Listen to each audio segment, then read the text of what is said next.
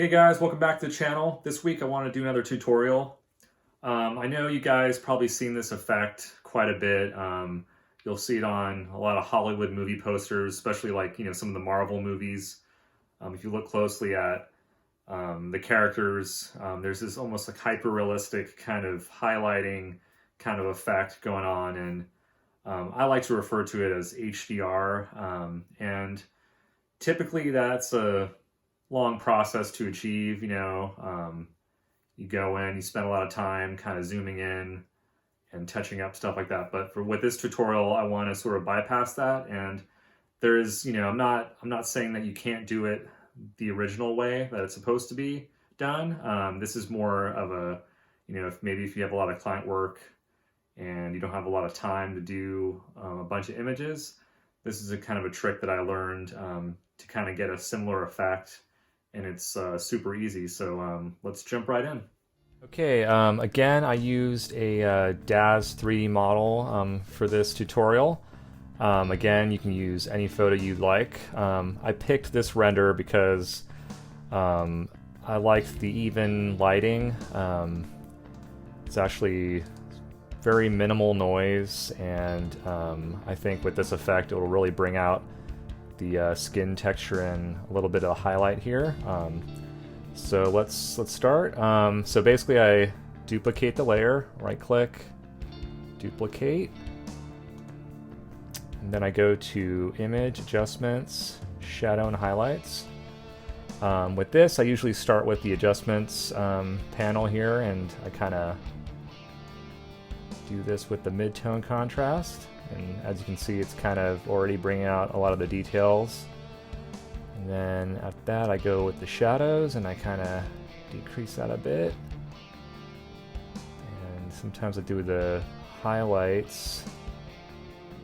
There we go. And then decrease the color correction.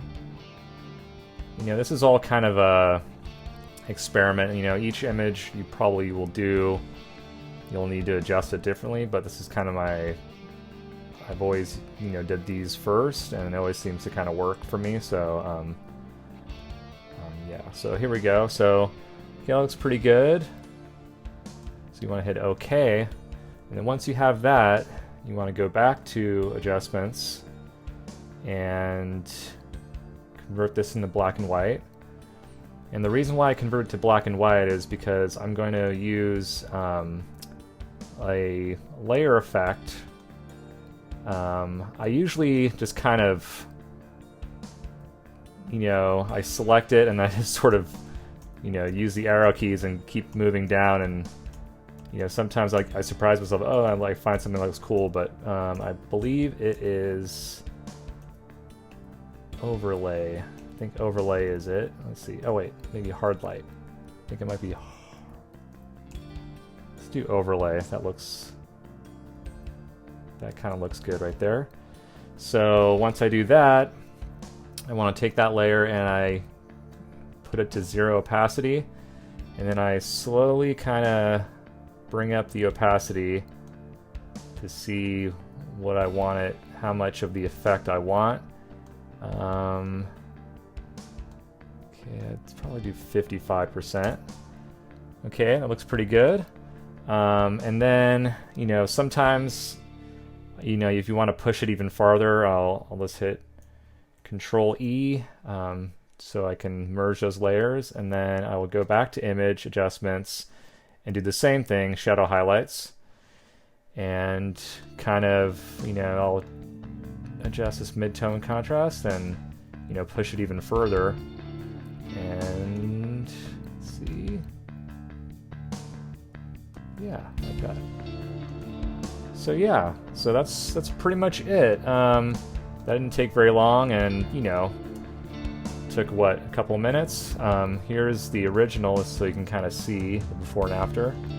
Original, and then here's the one with the highlight. So yeah, this is, I do this quite a bit on my images, although I do use a lot of textures, and I do a lot of post work on my work. So you know, it really depends. You could find this tool really handy, or but yeah, this for me works great. It's very doesn't take a lot of time, and yeah. But anyway, guys, hope you guys enjoyed the tutorial. As always, if you like this channel, subscribe below. You know, and tell me what you think. If you have any ideas of what I should do next, feel free to leave a comment. But yeah, I will catch you guys later.